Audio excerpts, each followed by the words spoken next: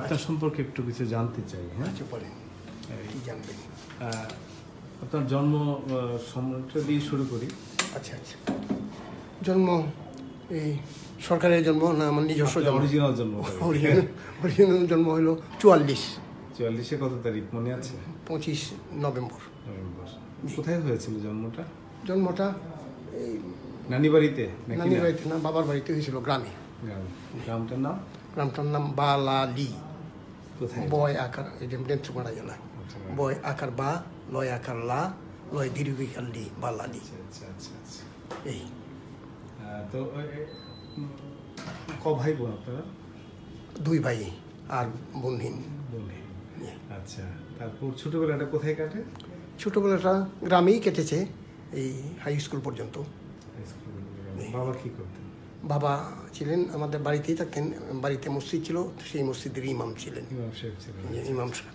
তার মানে ছোটবেলা থেকে একটা ধর্মীয় পরিবেশ আপনি পেয়েছেন? ধর্মীয় পরিবেশ ভয়ঙ্করভাবে ছিল, কারণ বাবা সেই মসজিদের ইমাম, তার বাবা সেই মসজিদের ইমাম, তার বাবা সেই মসজিদের ইমাম, অন্তত 3-4 পুরুষ এরকম ছিল। আপনি আর ইমাম হতে পারলেন না, আমি আর ইমাম হতে পারলাম না, আমার ছোট ভাইও হইতে পারলো না। আপনি অধ্যাপক হয়েছেন? আমি অধ্যাপক হয়েছিলাম। আচ্ছা আচ্ছা, তো অধ্যাপক কি বাংলা ভাষা? বাংলা ভাষা ও সাহিত্য। কোন সন সেটা? ঢাকা ইউনিভার্সিটিতে? 69। জি জি, ঢাকা ইউনিভার্সিটিতে। ঢাকা ইউনিভার্সিটি। আচ্ছা, 69 আপনি বেরিয়েছেন না? জি জি, 69 বেরিয়ে গেছি। আচ্ছা, তখন সৈয়দ আকরম হোসেন স্যার? সৈয়দ আকরম হোসেন সব 1 বছর আগে বেরিয়েছে, মানে 1 বছর আগে সম্ভবত। তাহলে আমরা আপনার মোটামুটি কাছাকাছি বয়সের নাকি?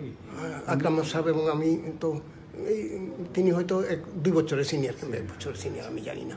আচ্ছা আচ্ছা, তো ইন্টারমিডিয়েট কোথায় পড়েছেন? ইন্টারমিডিয়েট একটি ময়মনসিংহের একটি কলেজে, এটার নাম নাসিরাবাদ কলেজ। আচ্ছা, তো ইমাম সাহেব আপনাকে ঢাকা বিশ্ববিদ্যালয়ে পড়তে দিল? ইমাম সাহেব পড়তে দিয়েছেন। ও আমাকে প্রথম যখন পাস করি, প্রাইমারি যখন পাস করি, তখন নিয়ে মাদ্রাসায় ভর্তি করে দিলেন। আচ্ছা, মাদ্রাসায় কত বছর পড়াশোনা? 1 বছর পড়াশোনা করছি। 1 বছর পড়াশোনা করে এসে বাড়িতে এসে মাকে বললাম যে আমি স্কুলে পড়ব। 1 বছর। মা সেটা আপনার সমর্থন করেছে? সমর্থন হলো, তখন বাবার কাছে বললো, বাবা নিয়ে স্কুলে ভর্তি করেছিল। তো বাবা তো ইমাম সাহেব তো বেশ উদার মানুষই ছিলেন। আচ্ছা, উনি কি একটু সুফি লাইনের ছিলেন? না, মোটামুটি সুফি বলা চলে কিছুটা। এই জন্যই, কারণ স্কুল থেকে যখন আপনি চলে আসলেন, মায়ের কথা শুনে আবার স্কুলে, মানে আদি মাদ্রাসা থেকে, এটা তো কঠিন বিষয় ছিল। আচ্ছা, তারপর ঢাকায় কখন আসলেন? ঢাকায় আমি ভর্তি হয়েছি 65-এর, 65-এ পাস করেছি অনার্স। আচ্ছা, 63-তে এইচএসসি পাস করেছি। আচ্ছা, 63-তে এইচএসসি, তো তারপরে পাস করে আমরা এখানে ভর্তি হয়েছি ঢাকায়। আপনি তখন কি হলে থাকতেন? তখন হলে থাকতাম।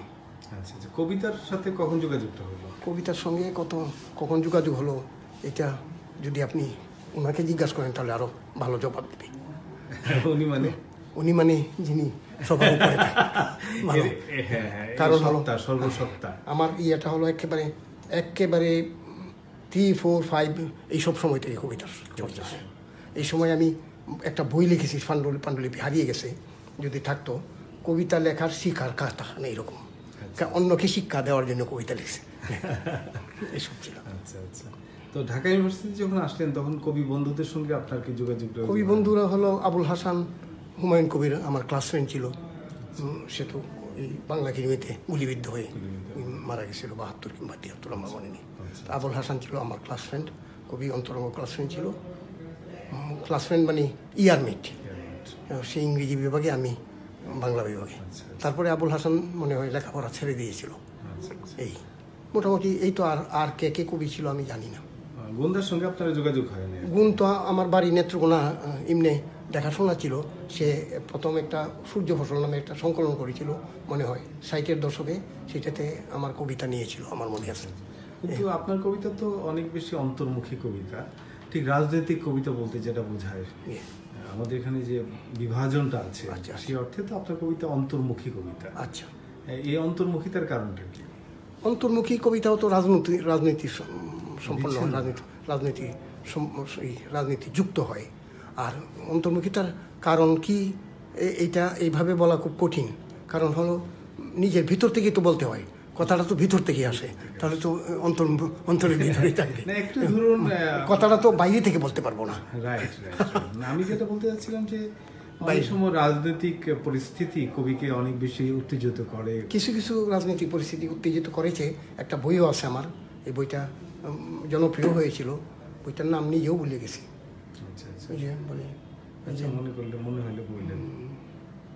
দূর এই তো যখন হইল, ছাত্রদের যখন বিক্ষোভ হইল, বিদ্রোহ হইল 14 সালে, আচ্ছা আচ্ছা, বুঝতে পেরেছি। শাহবাগ থেকে মালোপাড়া নাম বইটার নাম। আচ্ছা, শাহবাগে যে হয়েছে, উত্থান হয়েছিল, সেটার নিয়ে সারাটা বছর এই বইয়ের কবিতা। 71 সালে আপনি কোথায় ছিলেন? 71 সালে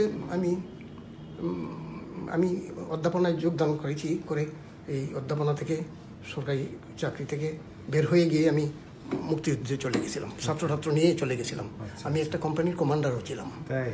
কিন্তু আপনি তো মুক্তিযুদ্ধে হিসেবে নিজেকে জাহির করেন নাই, কোনোদিন কোনো কিছু জাহির করেন নাই। এইসব কোনো কিছুই জাহির করা না, এটা একটা ব্যাপার আছে।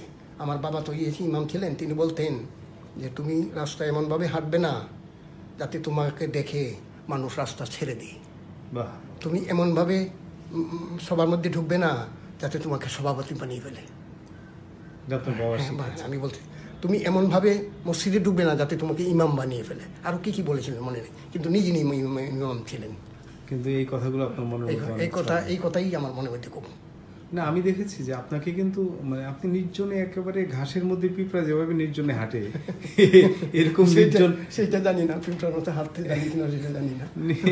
না কিনা আমার ওই যে সুদিন দত্তের কথা আছে না, আমার এই ডরাইলো কে জনসংঘ বিভীষিকা কামড়। কিন্তু এটা দ্বিতীয় অংশ আমার জন্য সত্য, প্রথম অংশ নয়। আমাকে কেউ ডরায় না। না, সেটাই।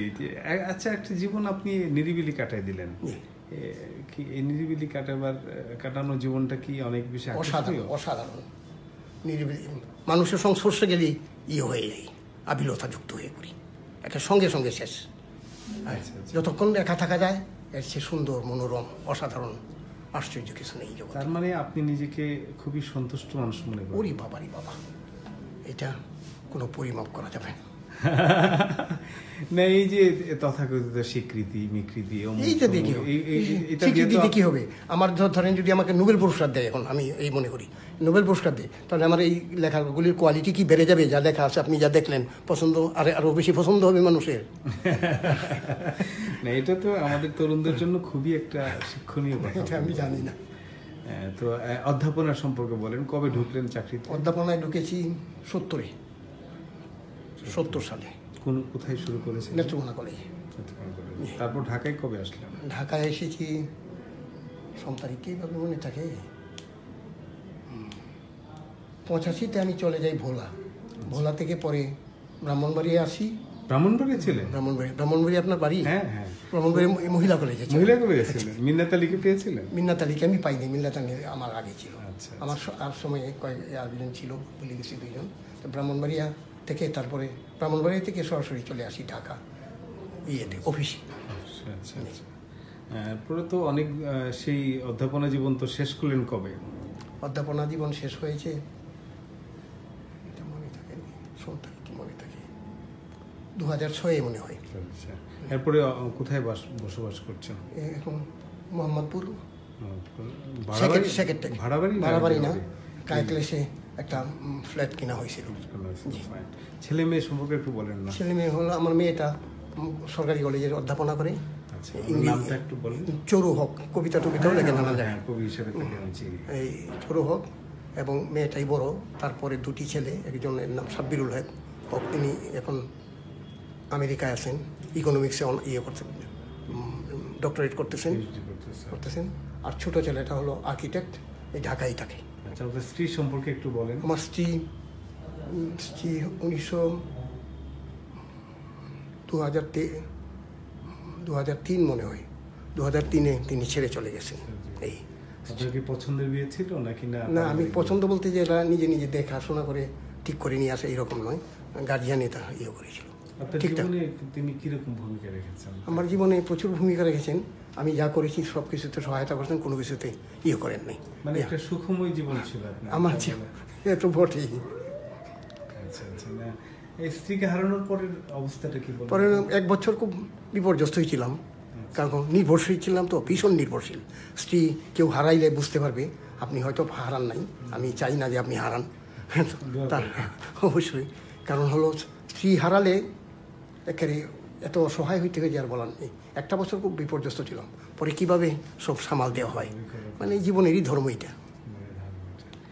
আচ্ছা, কবিতা নিয়ে একটু ফিরে আসি। কবিতা, আপনার কবিতার মধ্যে বৃক্ষ অনেকবারই আসে, একটা প্রতীক হিসাবে আসে। বৃক্ষটাকে কি মনে হয়, মানে আসলে এই প্রশ্নটাই আসলে অবৈধ প্রশ্ন, তারপরও জিজ্ঞেস করছি যে বৃক্ষকে আপনি কিভাবে দেখেন? মনে হয় একটু আলাদাভাবে দেখেন। সেটা দেখার আলাদা নেই, যে এখানে আসছি, আপনার এখানে উঠছি, মনে হলো এখানে বসে থাকতে পারলে তো ভালো হয়েছিল। তারপর বৃক্ষের মধ্যে একটা উপশমক সত্তা আছে, এটা কি আপনি ফিল করেন? মানে বৃক্ষ, প্রকৃতি বলা যায়, বৃক্ষ আলাদাভাবে নেয়।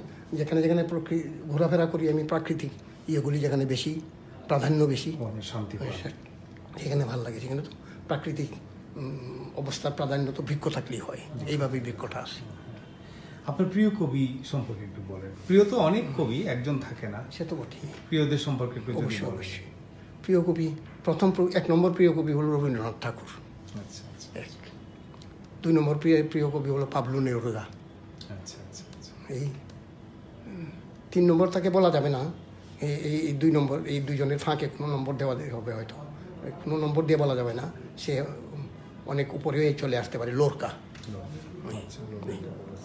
এই মোটামুটি। জীবনানন্দ দাশকে আপনি?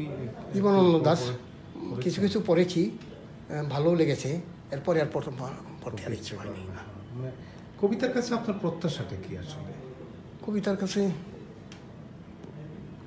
কি প্রত্যাশা, জীবনের কাছে কি প্রত্যাশা, এরকম প্রশ্নের মতো। না, কি ধরনের কবিতা হলে আপনি আরাম অনুভব করেন, শান্তি অনুভব করেন, একটা শুশ্রূষা অনুভব করেন? যদি কবি তার নিজের অভিজ্ঞতা থেকে কোনো কিছু লিখে, তাহলে ভালো লাগবে। মানে গভীর জায়গা থেকে, কবির নিজের অভিজ্ঞতা, একটা সোজাসুজি ফিলিং, এই চিন্তা করে লিখবে এটা না। রাইট, ইনটুইশন থেকে, এক ধরনের সংজ্ঞা থেকে। হ্যাঁ, এটা ইনটুইশন বলা হবে কিনা আমি ঠিক জানি না। এই কবি তার নিজের একেবারে ব্যক্তিগত অনুভবের থেকে আসবে কবিতার বিষয়টা, তাহলে হবে। এখানে কবিতা বানালো কিভাবে, শব্দ কেমন হলো, এইগুলি কোনো ব্যাপার না। মানে স্বতঃস্ফূর্ততাকে আপনি অনেক বেশি? স্বতঃস্ফূর্ততা তো অবশ্যই, তারপরে তার অন্তরঙ্গতার ছোঁয়া লাগবে। তার মানে আপনি ফর্মটার যে চর্চা, অর্থাৎ অনুশীলন, এই জিনিসগুলোকে একটু দ্বিতীয় গ্রেডের মনে করেন? ফর্ম নিয়ে কোনোদিন চিন্তাই করিনি। Very good. কারণ ফর্ম নিয়ে আসলে চিন্তা করার কিছু নাই, আপনার সঙ্গে আমি একমত। না, কারণ যারা জ্ঞানের আলোকে কবিতা লেখে তারা এক ধরনের কবি, কিন্তু এটা অনেক সময় হৃদয়কে স্পর্শ করে না। যাই হোক, আমি একটা মন্তব্য করে ফেলাম মাঝখানে। তো আমার ভাল লাগছে যে আপনার সঙ্গে এই বাংলা একাডেমিতে চাকরি করার কারণে আমার পরিচয় হলো। কিভাবে কবে পরিচয় হলো আমার ঠিক পরিষ্কার মনে নাই, কিন্তু আমি আপনার কবিতা খুব পছন্দ করি। না, আপনি এত পছন্দ করেন, আমি তো নিজে ফেসবুক চর্চা করি না। যারা ফেসবুক চর্চা করে আমার পরিচিত, তারা এসে আপনার কথা বলেছে, এত তুলপাড় তুলেছিলেন, আমি এই ঋণ এই জন্মে শোধ করতে পারি না, এটা আপনি ডিজার্ভ করেন এটা।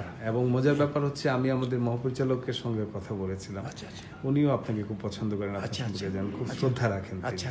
এবং আমার ভালো লাগছে যে অনেক সিনিয়র কবি আপনাকে অনেক শ্রদ্ধা করেন। মোহাম্মদ রফিকের কথা বলি,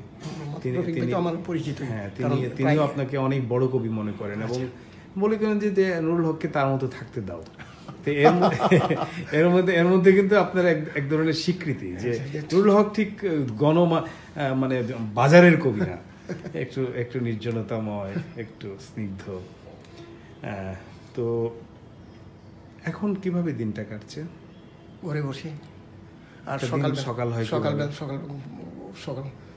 রাত্রি সূর্য উঠে গেলে, সূর্য উঠবার আগে ঘুম ভাঙলে আমি মুখটা উঠে আমি সকালবেলা প্রাতঃকৃত্যগুলি করে একটা রিক্সা নিই, ঘন্টা হিসাবে রিক্সা নিই। আচ্ছা, ঘন্টা হিসাবে 2-3-4 ঘন্টা যতক্ষণ লাগে ততক্ষণ ঘুরতে থাকেন মানুষের মধ্যে না, সাধারণত বুড়ি গঙ্গার পাড়ের দিকে চলে যায়, পাড়ের দিকে। এবং আপনি নিজের সঙ্গে নিজের আড্ডাটা জমে ওঠে নাকি? নিজের সঙ্গে নিজের আড্ডা বলা হয় কিনা জানি না, এইগুলির মধ্যেই থাকতে পছন্দ করি। যাক, নুরুল হক ভাইয়া, অনেক ভালো লাগলো আপনার সঙ্গে। 14 মিনিট প্রায় কথা হচ্ছে। আচ্ছা, এই কথাগুলো আমার কাছে রয়ে গেল। আমি কোনো এক সুযোগ বুঝে, ফেসবুক তো হচ্ছে আমার মাধ্যম। সেটা শুনলাম, আপনি তো ফেসবুকের মধ্যে দিয়ে আমার সম্পর্কে যা করেছেন, আমি তো তার ঋণ পরিশোধ করতে পারবো না, এটা খুবই তুচ্ছ বিষয়। আমার ভালোবাসার কথাটা জানিয়েছিলাম, এবং আমি অবাক হয়ে গেছিলাম, প্রচুর লোক আপনাকে ভালোবাসে। অনেক লোক, এই উবায়দ আকাশ বললো যে আমি আমার শালুক পত্রিকাতে তার হ্যাঁ, কবিতা তার চেপেছি, কবিতা ছাপা হয়েছে। সংবাদে চেপেছে, তরুণরা বিশেষ করে যারা তরুণ তুর্কি, আপনি তো তরুণ অসংখ্য- এবং পুরানো সবাই যারা আমার সঙ্গে পরিচিত হয় তারা পছন্দ করে দেখলাম। আচ্ছা, তো আজকের এই আলোচনাটা শেষ করি। প্রায় 15 মিনিট কথা বললাম। আচ্ছা। এখন আপনার সঙ্গে আমার তো একটা ছবি থাকা দরকার। হ্যাঁ, হ্যাঁ, অবশ্যই। কিন্তু এটা আমার ক্যামেরার সৌভাগ্য। মধ্যে চলেন দুই ভাই মিলে। অবশ্যই পরম সৌভাগ্য। এখন একটা ছবি তুলবো আমরা। আচ্ছা, অবশ্যই। তবে এই ভিডিওটা শেষ করে দিই। প্রিয় বন্ধুরা, যারা আজকে আমার এই ইন্টারভিউটা দেখছেন, তারা এই কথা জেনে রাখুন যে বাংলাদেশের যে কবিতা, বাংলা কবিতায় নুরুল হকের একটা খুব আলাদা জায়গা আছে। আলাদা জায়গা যে কখনো শ্রেষ্ঠ জায়গা হয় নাও হতে পারে, কিন্তু আলাদা জায়গা। এবং এই জায়গাটি তিনি তার জীবনে গত সারাটা জীবন ধরে তিনি অর্জন করেছেন। এবং এই অর্জন ছিল খুব নিরিবিলি অর্জন। তাকে কখনোই আমরা পাই নাই হইচইয়ের মধ্যে। তাকে বলা যেতে পারে আমরা আবিষ্কার করেছি। তো হক ভাই, আপনাকে অনেক ধন্যবাদ। আপনাকে অসংখ্য ধন্যবাদ। আজকে তারিখটা একটু বলে দেই। আজকে হচ্ছে 11 নভেম্বর 11 না 12? আজকে 11 তো আমার কম্পিউটার বলছে 11 কি না 12 হওয়ার কথা। আমি মোবাইলটা 12 একটু কনফার্ম হইতো, কারণ কম্পিউটারটা কি 12। চেক করে নেই, কারণ এটা দেখেন তো। আমি দেখি 12। ও সরি, আমার এইসব জিনিস মনে থাকে না। 11ই। আচ্ছা, যাই হোক, 11 নভেম্বর 2019। এই 2:25 দুপুরবেলা আমরা কথা বললাম নুরুল হক ভাইয়ের সঙ্গে। আশ্চর্য। এটা চিহ্ন রাখলাম এই কারণে যে এটা যখন ফেসবুকে চলে যাবে, এটা আসলে মহাকালের হয়ে যাবে। ভালোই বলছেন। অনেক ভালোবাসা। এটা অনেক অনেক ধন্যবাদ। আপনি ছবিগুলি দেখান, যে ছবিগুলি তুলছেন। ছবিগুলো দেখাবো।